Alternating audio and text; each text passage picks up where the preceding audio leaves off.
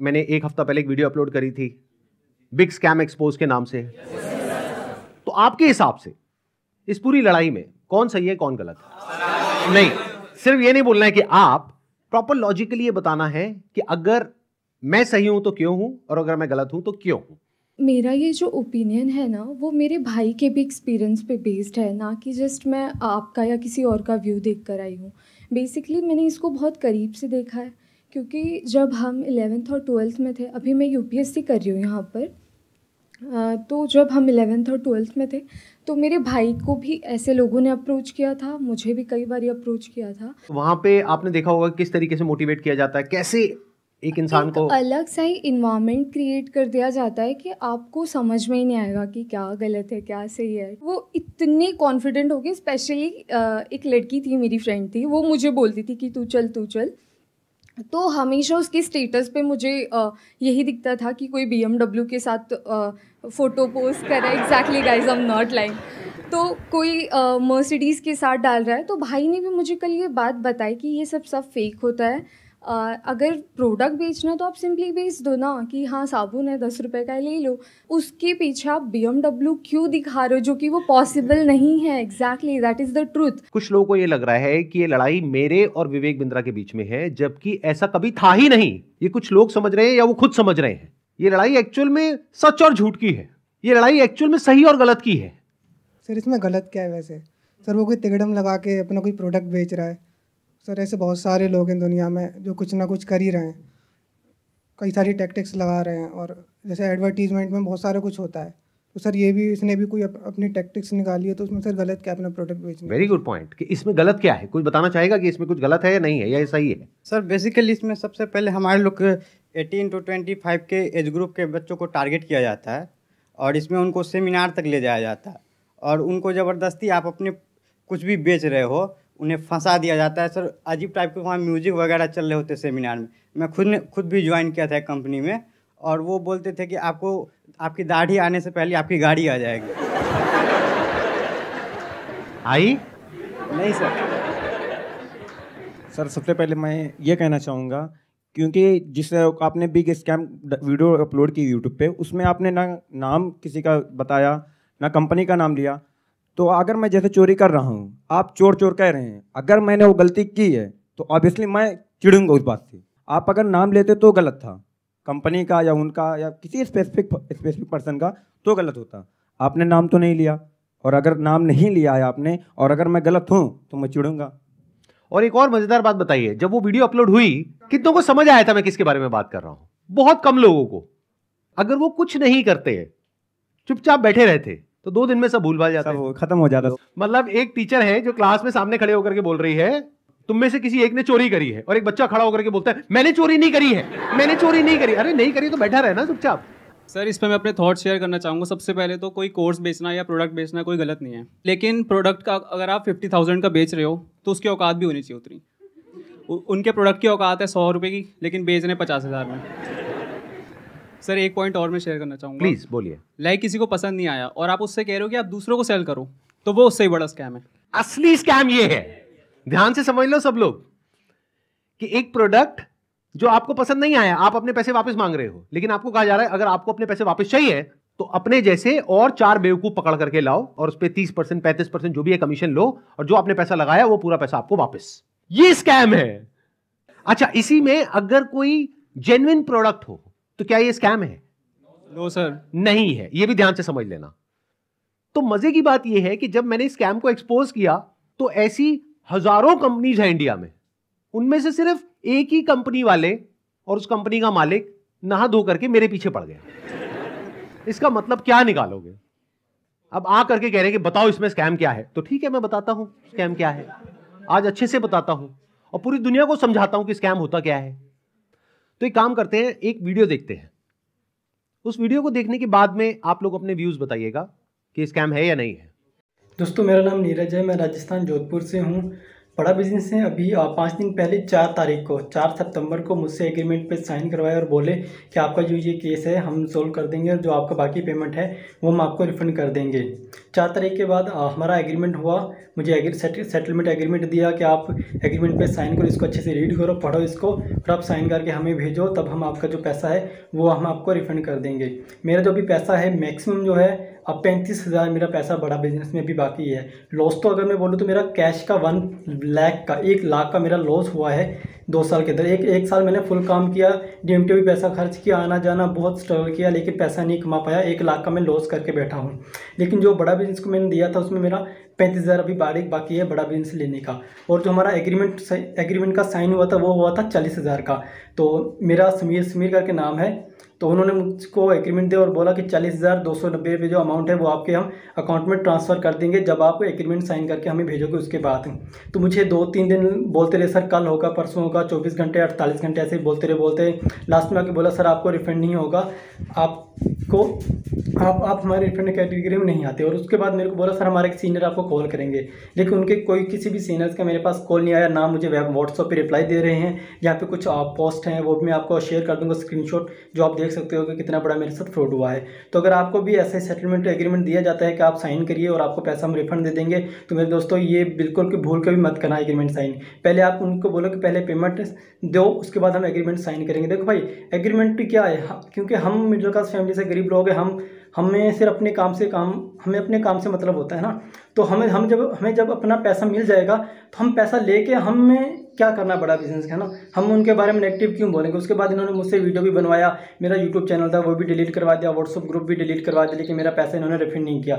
जो उन्होंने बोला मैंने वो किया, लेकिन मेरा पैसा इन्होंने रिफंड नहीं किया है। इसलिए मैं दोबारा सब वीडियो बनाना सोशल मीडिया पर जब तक मेरा पैसा नहीं मिल जाता है मैं तब तक वीडियो बनाता रहूँगा और अपनी लड़ाई में लड़ता रहूँगा। अगर वो मेरी तरफ लीगल एक्शन भी मेरे ऊपर लेंगे तो उसका भी मेरे को कोई दिक्कत नहीं है, क्योंकि वैसे भी हम बर्बाद हो चुके हैं, हमारा पूरा सब कुछ है जो उजड़ चुका है ना।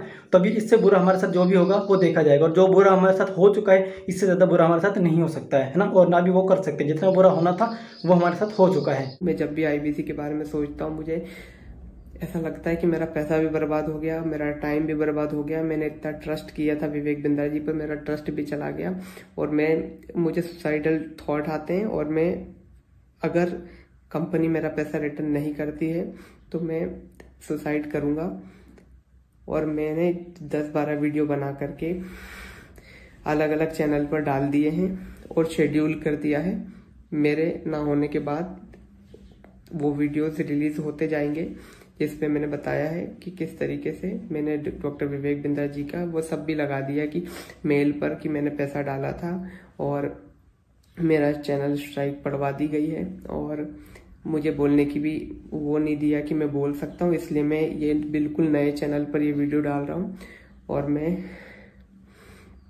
मैंने 10-12 वीडियोस और बना के रखे हैं, जो मैं 10-12 अलग अलग चैनल्स पर मैंने डाल दिए, अपलोड कर दिया है, शेड्यूल कर दिया है। अगर बड़ा बिजनेस की टीम मुझे मेरा पैसा नहीं लौटाती है तो मेरे पास कोई ऑप्शन नहीं रहेगा, क्योंकि मुझे अभी फ़िलहाल में वो पैसा चाहिए कैसे भी करके, क्योंकि जिन लोगों से मैंने पैसा लिया है वो लोग डे नाइट मुझे परेशान कर रहे हैं। मैं आपको बताना चाहूँगा कि ये वीडियो हमने रिकॉर्ड नहीं करी है, ये यूट्यूब पर अवेलेबल है, और ऐसी 1-2 नहीं बहुत सारी वीडियोस अवेलेबल हैं अलग अलग लोगों की। और बहुत सारे ऐसे बच्चे हैं जिन्होंने ब्याज पे पैसा लिया है, हम लोग शायद समझ भी नहीं सकते कि इन लोगों के ऊपर क्या बीत रही है। और ऐसी 1-2 नहीं बहुत सारी वीडियोस हैं, आप जा करके यूट्यूब पे सर्च कर सकते हैं। अब जरा इस इंसान के बैकग्राउंड को देखो कि इंसान है कौन। ये अपने नाम के आगे क्या लगाते हैं? डॉक्टर। जब यहां पर ये आए थे तो मुझे लगा था डॉक्टर है, लेकिन बाद में जब मैंने रिसर्च करी अभी पिछले 1 हफ्ते में ये सब जो हुआ है, तो मुझे पता लगा इन्होंने कोई MBBS नहीं किया है इंडिया की किसी भी यूनिवर्सिटी से, या US से, UK से, कहीं से कुछ नहीं किया है। कहां से डिग्री मिली है, कैसे मिली है, वो अगर आप थोड़ा सा रिसर्च करोगे तो आपको समझ आ जाएगा। पाकिस्तान से। किसने बोला पाकिस्तान से? देखो मैं आपको हिंट देता हूं, पाकिस्तान इंडिया का नेबर है, ऐसे ही इंडिया का एक नेबर है बांग्लादेश, श्रीलंका। अभी काम करते हैं, अब लीगली बात करते हैं कि स्कैम है या नहीं है। कि मतलब हमारी कंट्री का जो लॉ है वो क्या बोलता है, उसको स्टडी करते हैं। उसके लिए मेरे पास में कुछ डॉक्यूमेंट्स हैं, इसका मैं लिंक दे दूंगा अपने वीडियो के डिस्क्रिप्शन में नीचे, तो आप क्लिक करके डायरेक्टली जा करके गवर्नमेंट की जो वेबसाइट्स हैं वहां पे जा करके देख सकते हैं, पढ़ सकते हैं। ये मैं नहीं कह रहा हूं, हमारी कंट्री की गवर्नमेंट कह रही है, ये उनके नोटिफिकेशंस हैं। सबसे पहले ये समझो कि ये जो स्कैम्स है ना इस तरह के, ये आज से नहीं चल रहे हैं, ये पिछले 100 साल से चल रहे हैं। तो इसके लिए 1978 में एक एक्ट बना था जिसको बोलते हैं prize chit and money circulation act, जहां पर के इस तरह की जो मनी सर्कुलेशन स्कीम्स होती हैं या पिरामिड स्कीम्स होती हैं उन सबको बैन कर दिया गया था। मतलब क्या कि अगर आप एक कंपनी खोलते हो और किसी से पैसा लेते हो, फॉर एग्जांपल मैंने एक कंपनी खोली, वहां पे मैंने आपसे 1 लाख रुपए लिया और आपको बोला कि आप आगे किसी को ज्वाइन करा दो, तो जब आपने किसी को आगे ज्वाइन कराया, अपने फ्रेंड को, रिलेटिव को, किसी को भी और कैसे भी, तो उसमें आपको कितना मिला? 30,000। 70,000 किसको मिला? कंपनी को। तो ये स्कीम इस तरीके से आगे बढ़ती रहती है, यानी वो जो पैसा आ रहा है वही पैसा पब्लिक से लेकर के पब्लिक में ही रोटेट कर दिया जाता है। और एक ऐसा पॉइंट आता है जब जा करके पूरा का पूरा जो पिरामिड है ये कोलैप्स कर जाता है। तो यहां पर जो लोग टॉप पे बैठे होते हैं वो तो पैसा कमा लेते हैं, बट जो बॉटम ऑफ द पिरामिड है उन सबका पैसा डूब जाता है। और फिर या तो ये कंपनीज बंद हो जाती हैं या भाग जाती हैं पैसा लेकर के। पास्ट में ऐसा बहुत कंपनीज ने किया है, उसमें से बहुत सारी कंपनीज के जो ओनर्स हैं वो आज जेल में हैं। तो ये एक प्रॉपर स्कैम है जिसको गवर्नमेंट ने बैन किया हुआ है। फिर सवाल उठता है कि जब ये बैन है तो लोग कैसे कर रहे हैं? देखो, ध्यान से सुनो, ध्यान से समझो। आपसे अगर मैं पैसा लेता हूं और आपको बदले में कुछ नहीं देता हूं तो वो तो इलीगल है। लेकिन मान लो मैंने आपसे पैसा लिया 50,000 रुपए, बदले में आपको एक 50 रुपए का प्रोडक्ट दे दिया, तो क्या वो लीगल है, इलीगल है?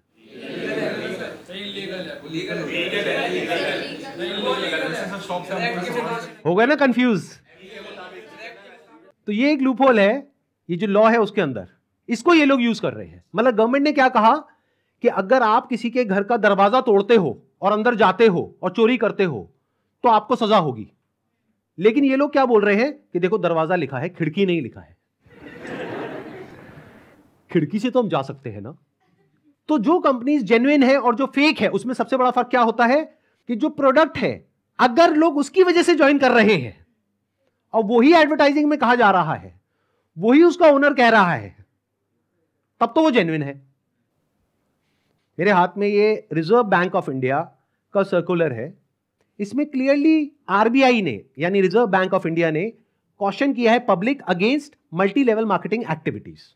इसमें मैंने कुछ पॉइंट्स को हाईलाइट किया हुआ है, उसको मैं एक बार आपको एक्सप्लेन कर देता हूं। Income under such schemes majorly comes from enrolling more and more members from whom hefty subscription fees are taken rather than from the sale of products they offer। तो ये आरबीआई का कहना है। मतलब देखना ये है क्या वो जो प्रोडक्ट है और सर्विस है उसका जो प्राइस है वो मार्केट से थोड़ा ज्यादा है या बहुत ज्यादा है। अब आपको एक बहुत मजेदार बात बताता हूं। ये सिखा रहे हैं 10 दिन का एमबीए। 10 दिन में कौन सा एमबीए होता है? मतलब इस हिसाब से आईआईएम और ये जितने टॉप एमबीए कॉलेजेस हैं उसकी प्रिपरेशन के लिए लोग कोचिंग में जाते हैं, तैयारी करते हैं कैट को क्रैक करने के लिए, उस सबकी तो कोई जरूरत ही नहीं है। साक्षात विवेक बिंद्रा जी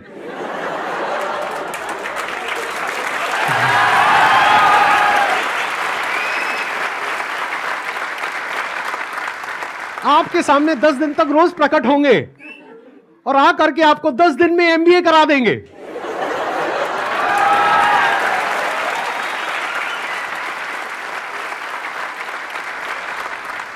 प्रोफेसर साहब एक बात बताइए, आपने अपनी वीडियो में बोला कि एक इमेज मैं 20,000 रुपए की बेच रहा हूं, तो क्या वो स्कैम नहीं है?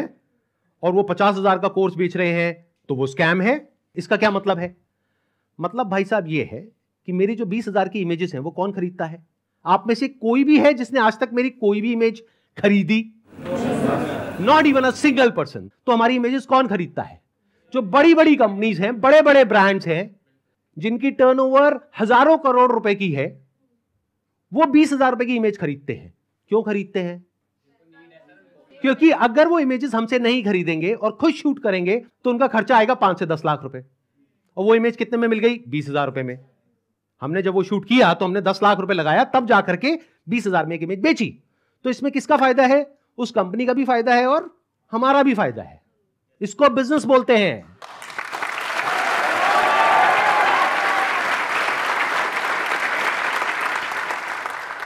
देखते हैं आरबीआई और गवर्नमेंट ऑफ इंडिया क्या कहती है उनके बिजनेस मॉडल के बारे में।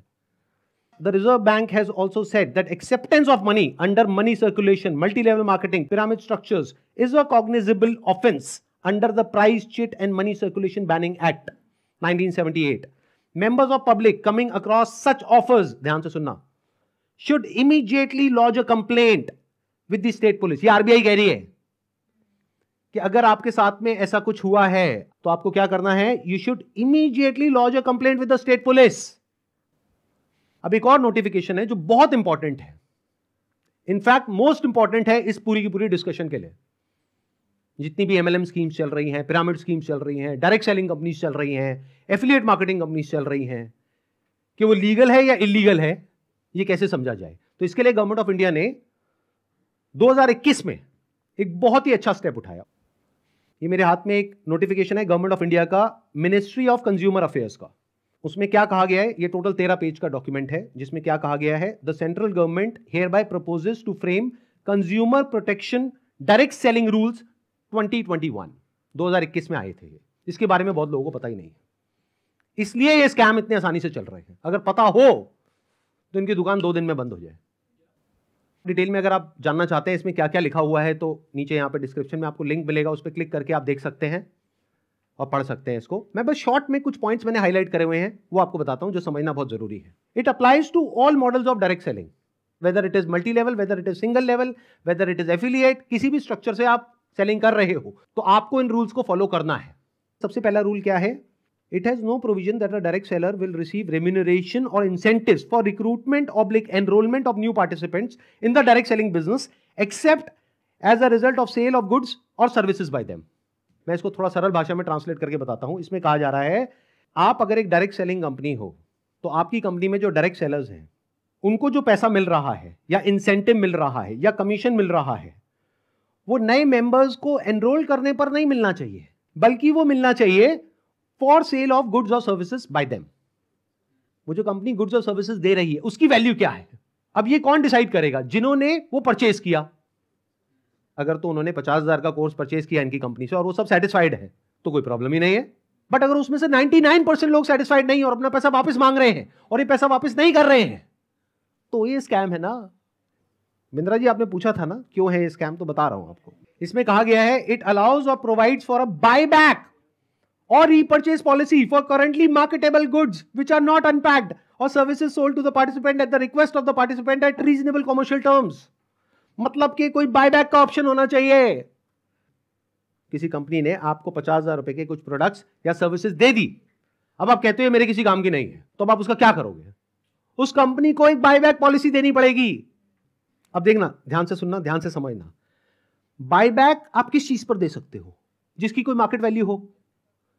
मतलब कि गवर्नमेंट क्या कह रही है यहां पर कि आप कोई ऐसा प्रोडक्ट बेचो डायरेक्ट सेलिंग में जिसकी कोई मार्केट वैल्यू हो, क्योंकि अगर 3 महीने बाद वो इंसान आकर के कहता है कि ये लो आपके प्रोडक्ट्स वापस, तो उस कंपनी को पता है कि ये प्रोडक्ट्स पैक्ड हैं, तो ये प्रोडक्ट्स हम किसी और को दे देंगे, तो ना कंपनी का नुकसान हुआ ना कस्टमर का नुकसान हुआ।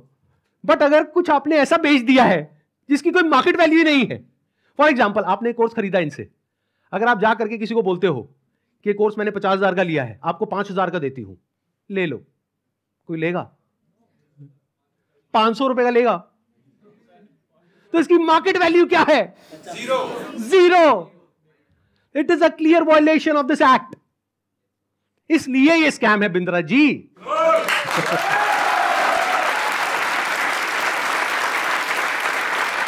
उन्होंने एक बहुत बड़ी गलती कर दी। It was never meant to be Sandeep Maheshwari versus Vivek Bindra. It was just an awareness video. जबरदस्ती आ करके बीच में छलांग मारी है उन्होंने, जबरदस्ती। मेरा मकसद सिर्फ किसी एक पर्सन को टारगेट करना नहीं है, बल्कि सबको अवेयर करवाना है कि देखो दुनिया में ऐसा कुछ हो रहा है, तो बच करके रहो। Mis selling means recklessly misrepresenting a product और service in order to successfully complete a sale. It also includes providing consumers with misleading information about a product or service. This can involve omitting key information, मतलब key information आप उनसे छुपा रहे हो about a product, or providing information that makes the product appear to be something it is not. मतलब कि अगर सरल भाषा में बोला जाए तो आप ऐसा नहीं कर सकते कि आप दिखा कुछ और रहे हो और दे कुछ और रहे हो। उन्होंने अपनी एक वीडियो में नहीं, पता नहीं कितनी वीडियोस में खुलेआम खुद उन्होंने, विवेक बिंद्रा ने खुल करके बोला है कि अगर आप महीने का 10 लाख रुपए नहीं कमा सके तो मैं आपके सारे पैसे वापस कर दूंगा। अब एक सबसे इंपॉर्टेंट क्लॉज आ रहा है, इसके बाद मैं एक वीडियो प्ले करूंगा। क्लॉज नंबर 7 का 2E एक पर्टिकुलर क्लॉज है जो सबसे इंपॉर्टेंट है इस पूरे के पूरे सर्कुलर में। इसको ध्यान से सुनना, ध्यान से समझना। A direct selling entity and direct seller shall not refuse to take back spurious goods or deficient services and refund the consideration paid for goods and services provided. इससे कोई फर्क नहीं पड़ता कि आपने उस कंपनी के साथ में क्या एग्रीमेंट किया है, फर्क इससे पड़ता है कि लॉ क्या है। फॉर एग्जाम्पल, आप किसी के साथ में एग्रीमेंट करते हो किसी का मर्डर करने के लिए, तो आप कोर्ट में जाकर के ये नहीं बोल सकते थे कि हमारा एग्रीमेंट था। क्यों? क्योंकि जो कंट्री का लॉ है वो किसी भी एग्रीमेंट के ऊपर है। The law of the land supersedes all agreements. तो आप लोग जो डर रहे हो ना कि हमने उनके साथ में कॉन्ट्रैक्ट साइन किया, एग्रीमेंट साइन किया है, अरे पहले लॉ को तो देख लो, लॉ क्या कहता है। अगर लॉ के हिसाब से वो गलत है तो गलत है, नो मैटर कि उसने आपके साथ क्या एग्रीमेंट किया है। That agreement must be in line with the law of the land. तो ये क्लॉज को मैं दोबारा से पढ़ूंगा, ध्यान से सुनना। A direct selling entity and direct seller shall not refuse to take back deficient services. Deficient word का क्या मतलब होता है? कोई भी ऐसी सर्विसेज जिसमें किसी भी तरह की कोई कमी है और जो कंज्यूमर है वो कहता है कि ये जो आपने मेरे को कोर्स दिया है या प्रोडक्ट दिया है या सर्विस दिया है ये बेकार है, किसी काम की नहीं है, तो उस कंपनी को पैसा रिफंड करना ही पड़ेगा। ये मैं नहीं कह रहा हूं, हमारी कंट्री का लॉ बोल रहा है। अब ये जो मैंने आपको कुछ पॉइंट्स बताए, इसके अकॉर्डिंग एक बार एक छोटी सी वीडियो को देखो, बड़े प्रोफेसर की, देखते हैं वो क्या बोलते हैं। मैं आपको अपना व्हाट्सएप का नंबर दूंगा, ईमेल एड्रेस दूंगा, वहां बोल दीजिए आकर के पैसे ले जाइए। नहीं भी आना तो आप ईमेल कर दीजिएगा, आपको पैसे आपके अकाउंट में ट्रांसफर हो जाएंगे। तो आप या तो 50-60 हजार रुपए वापस ले जाइए या लाखों लाखों लाखों रुपए हर महीने कमा लीजिए, दोनों में से कुछ भी कर लीजिए। भाई अगर मैं आपको पैसा कमाने के लायक नहीं बना सका तो मेरे को क्या क्या हक बनता है आपसे पैसे लेने का? 100% कैश बैक गारंटी, यानी कि कुछ और खरीदना चाहे अपग्रेड, लोवेस्ट प्राइस गारंटी, ये कौन दे सकता है? कोई नहीं दे सकता है, इसलिए हमने ये खुल के दिया है। आपके तो रिस्क को खत्म कर दिया ना, आपसे कह रहा हूं, आपके जो रिस्क को खत्म कर दिया, आपका रिस्क तो रिवर्स हो गया, गेम चेंज कर दिया पूरा। इसलिए अभी तुरंत फोन लगाएं और पूछे अपने काउंसलर से कि मैं अपने बिजनेस में कैसे सफल होऊंगा। अरे आपसे बोल रहा हूं, पूछने में क्या जा रहा है, पैसे तो नहीं लग रहे। हाँ, फोन करने पे पैसे नहीं लगते, पता लगाओ, अभी फोन लगाओ और पूछो भाई मेरा बिजनेस सफल कैसे होगा। अगर मैं विवेक बिंद्रा आपको आकर के प्रॉमिस दे रहा हूं 100% मनी बैक गारंटी, वो इसीलिए दे रहा हूं। हमने मनी बैक गारंटी लॉन्च करी है। What is money back guarantee?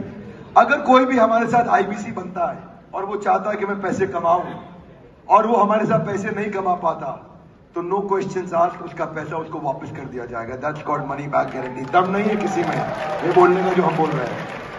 Guarantee दे रहा हूं 10 लाख रुपए महीना पे आप पहुंचेंगे, नहीं पहुंचे तो मेरे पास आके पैसा वापस मांग लेना। बड़े बड़े क्लेम्स कर दिए, एक बार समझने की कोशिश करते हैं क्या वो प्रैक्टिकली पॉसिबल है या नहीं है। इन्होंने कहा कि मैं अगर आपको महीने का 10 लाख रुपए कमाने के लायक नहीं बना सका तो अपने पैसे वापस ले जाइए। साल का 1 करोड़ रुपए अगर ये देना चाहते हैं आप लोगों को और 1 लाख लोग इनकी कंपनी में ज्वाइन कर चुके हैं, तो कितना पैसा चाहिए? 1 लाख करोड़ रुपए। तो हमारी टीम ने क्या किया, इनके जो फाइनेंशियल्स है उसको चेक किया कि भाई अगर 1 लाख करोड़ देना है तो कंपनी की टर्नओवर होनी चाहिए ना 2-3 लाख करोड़ की, क्योंकि वो भी तो कमाएगी ना। उनकी टर्नओवर पता है कितनी है पिछले साल की? 172 करोड़। अगर उसमें से मान लेते 30% भी वो कमीशन देते हैं अपने आईबीसीज को, कितना पैसा उन्होंने डिस्ट्रीब्यूट किया स्कीम में? 50 करोड़। तो कितने लोगों के हाथ में आया 1-1 करोड़? 50 बस। और बाकी लोगों का क्या हुआ? उनके हाथ में क्या आया? 0। कि अगर वो चाहे भी तो ये जो बड़े बड़े क्लेम्स कर रहे हैं इसको पूरा नहीं कर सकते। पहले तो ये जो क्लेम्स कर रहे हैं वही सब इलीगल है। This is complete scam. अरे यही तो उन सब लोगों ने किया जो हमारा देश छोड़ करके भाग गए हैं। पब्लिक से पैसा ले लिया या बैंक से पैसा ले लिया, और जब बैंक आया पैसा वापस मांगने के लिए जो उसका हक है, तो उन्होंने कहा हमारे पास तो नहीं है देने के लिए, वो तो हमने पार्टीज में खर्च कर दिया। वो मेरी बर्थडे पार्टी थी ना, वहां पे डांस करने में बहुत मजा आ रहा है। अब हमें क्या करना चाहिए? क्या बस ऐसे स्कैम होते रहे सोसाइटी में और हम बैठ करके तमाशा देखते रहे? सर, हमें एक्शंस लेना चाहिए। फर्स्ट ऑफ ऑल एफआईआर जिनके साथ हुआ है उन्हें एफआईआर फाइल करना चाहिए। लॉ को एक बार देखना चाहिए। नहीं समझ आ रहा है तो जिसको समझ है लॉ की उसके पास जाना चाहिए, उससे समझना चाहिए। एंड पिटिशन नाम की चीज़ होती है, पब्लिक इंटरेस्ट लिटिगेशन, तो वो फाइल करनी चाहिए उनके खिलाफ, जिससे जो ये स्कैम्स हो रहे हैं वो ख़त्म हो। बिकॉज मॉरली ये मतलब गलत है। जिनका पैसा जा रहा है वो डिप्रेशन में जाके गलत कदम भी उठा सकते हैं, एंड इससे हमारे देश का यूथ ख़त्म होता जा रहा है जो इस देश को आगे लेके जाएगा। सो जो लीगल एक्शंस हैं वो लेने चाहिए। इस एक्शन को हम दो कैटेगरीज में डिवाइड कर रहे हैं। एक वो जिनके साथ में स्कैम हुआ है, एक वो जिनके साथ में नहीं हुआ है। मान लेते हैं 1 लाख लोग हैं जिनके साथ में स्कैम हुआ है, यानी कि उनका पैसा ये कंपनी मार करके बैठी है और वापस नहीं कर रही है। तो उन्हें क्या करना चाहिए? सबसे पहले जा करके एफआईआर करनी चाहिए। अगर वो पुलिस वाले एफआईआर नहीं करते हैं तो उनको ये सारे सर्कुलर्स दिखाने चाहिए कि भाई आरबीआई ने कहा है, आप ये लिख करके दे दो हमको कि आप एफआईआर नहीं कर सकते इनके अगेंस्ट। तो उन्हें एफआईआर लॉन्च करनी ही पड़ेगी। और अगर इंडिया के अलग अलग पार्ट्स में बहुत सारे लोग इस तरीके से एफआईआर लॉन्च करते हैं तो जितनी भी हायर अथॉरिटीज हैं लाइक सीबीआई एंड ईडी, वो सब एक्शन में आ जाएंगी। मतलब उनको भी आइडिया लगेगा कि ये कोई छोटा मोटा स्कैम नहीं है, 500 करोड़ का स्कैम है, छोटा अमाउंट नहीं होता है। और ये पैसा किसका है? पब्लिक का है। और पब्लिक में भी एक बार को मान लो किसी 50-60 साल के आदमी का होता तो मुझे इतना दर्द नहीं होता।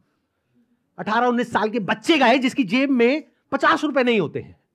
तो पहला क्या है, अगर आपके साथ में ऐसा कुछ हुआ है तो नंबर 1 एफआईआर लॉन्च करो। नंबर 2, अभी तक मैं इसमें डायरेक्टली इन्वॉल्व नहीं था लेकिन अब हो गया हूं, तो अब आप लोग अकेले नहीं हैं। मेरा एक सिंपल सा प्लान है कि मैं अपने चैनल पर मोनेटाइजेशन ऑन करूंगा, वहां से मेरे पास में कुछ पैसा आएगा। मान लो 2-3 महीने में मेरे पास में 1 करोड़ रुपए आ जाता है, तो इस 1 करोड़ को मैं यूज करूंगा इंडिया की सबसे अच्छी लॉ फर्म को हायर करने के लिए, जो कि इन लोगों को रिप्रेजेंट करेगी जिनके साथ ये स्कैम हुआ है। उसका पैसा कहां से आएगा? मेरे चैनल पे जो एड्स रन होंगी अगले 2-3 महीने तक, वहां से आएगा। अगर उस पैसे की मुझे जरूरत पड़ी तो, अगर उतना पैसा मैं खुद अरेंज कर पाया तो मैं एड्स ऑन नहीं करूंगा, लेकिन अगर मैं अपने बेस पे अरेंज नहीं कर सकता हूं तो मैं एड्स ऑन कर दूंगा। तो तैयार रहना, कल को बोलना मत कि एड्स कहां से ऑन हो गई। जरूरत पड़ी तो मैं 1-2 महीने के लिए एड्स ऑन करूंगा, फिर बंद कर दूंगा जैसे ही मेरे पास में उतना पैसा आ जाएगा जितना उस लॉ फर्म को देना है। फिर वापस से अगर मेरे पास में पैसा खत्म हो गया उनको देने के लिए 6 महीने बाद, फिर से एड्स ऑन कर देंगे। अपने घर की खेती है, क्या दिक्कत है?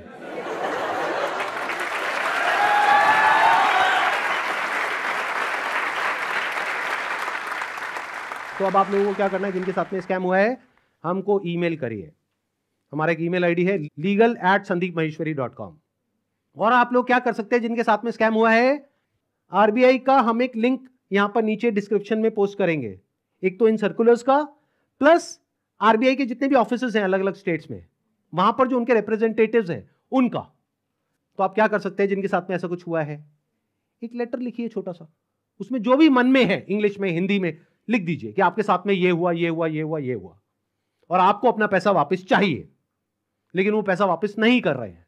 और साथ में सारे जो प्रूफ्स हैं, जो भी आपने पेमेंट करी, जो भी आपका रजिस्ट्रेशन नंबर है, वो सब अटैच करिए। इसको पोस्ट करिए, एक आरबीआई में और एक मिनिस्ट्री ऑफ कंज्यूमर अफेयर्स में। अगर ये करते हैं तो क्या होगा, सोचो उनके पास में हजारों लेटर्स पहुंच जाते हैं तो क्या होगा। तो गवर्नमेंट की जो भी सीनियर अथॉरिटीज हैं वो सब एक्शन में आ जाएंगी। अगर आपको बहुत ज्यादा डर लगता है कि पता नहीं क्या हो जाएगा, क्योंकि ये आदमी है तो थोड़ा अजीब। अभी जो कल वीडियो में आया है ये, इसने आकर के एक बार नहीं बार बार मुझे धमकियां दी है, 1 हफ्ते में देखो मैं तुम्हारे साथ क्या करता हूं। भाई तू क्या करेगा, कर ले, अभी कर ले। मैं नहीं डरता भाई, दिखता नहीं है मेरी आंखों के अंदर। मेरे को मत डराने की कोशिश कर बार बार, तू अपनी आंखें दिखा कर।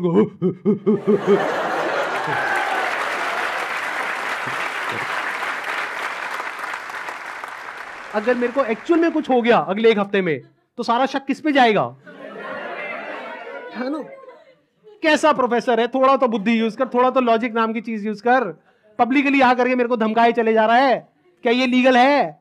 अच्छा, एक चीज ध्यान में रखनी है आप लोगों को जिनके साथ भी स्कैम हुआ है, चाहे आप हमको ईमेल कर रहे हैं, चाहे आप कहीं पर भी इस तरह से लेटर भेज रहे हैं या ईमेल्स भेज रहे हैं, जहां भी आप भेज रहे हैं, जो भी प्रूफ है पेमेंट का वो साथ में अटैच करिए और अपनी कॉन्टैक्ट डिटेल्स प्रॉपर तरीके से दीजिए, क्योंकि अगर आप हमको ईमेल कर रहे हैं तो हमारी लीगल टीम आपको कॉन्टैक्ट करेगी आपके फैक्ट्स को वेरीफाई करने के लिए। तो ये हो गया एक कैटेगरी उन लोगों की जिनके साथ में स्कैम हुआ है। अब बात करते हैं बाकी के लोग, जो आप लोग हो। क्या आप जेन्युइनली कुछ करना चाहते हो? कितने हैं जो जेन्युइनली कुछ करना चाहते हैं? तो एक हैशटैग है जिसको बहुत तेजी से हमको स्प्रेड करना है। मतलब कि जब ये वीडियो अपलोड होगी उसी दिन ये हैशटैग हर जगह ट्रेंड करना चाहिए। हर यूट्यूब के कमेंट सेक्शन में, ट्विटर पर, इंस्टाग्राम पर, हर जगह इसके बारे में बात होनी चाहिए। उसके पीछे क्या वजह है? क्योंकि जैसे ये वीडियो अपलोड होगी उनको समझ आ जाएगा कि अब उनके लिए सारे दरवाजे बंद हो गए हैं, and it is just a matter of time जब उनके अगेंस्ट बहुत बड़े लेवल पर लीगल एक्शन होने वाला है। तो वो क्या करेंगे? वही जो पास्ट में ऐसे सब लोगों ने किया, वो देश छोड़ करके भागेंगे। इसका टाइम नहीं देना है। तो वो कब हो सकता है? जब आरबीआई के जितने भी सोशल मीडिया पेजेस हैं, मिनिस्ट्री ऑफ कंज्यूमर अफेयर्स के जितने भी सोशल मीडिया पेजेस हैं, वहां पर सब जगह ये हैशटैग ट्रेंड कर रहा हो, तो क्या होगा? इमीडिएटली उसके ऊपर एक्शन होगा। तो अब इनको रोकने का क्या तरीका है? एक हैशटैग है, ध्यान से सुन लो इस हैशटैग को, और ये यहां पे आ भी जाएगा नीचे और वीडियो में भी दिख रहा होगा आपको। Hashtag stop Vivek Bindra. रोको इसको भाई।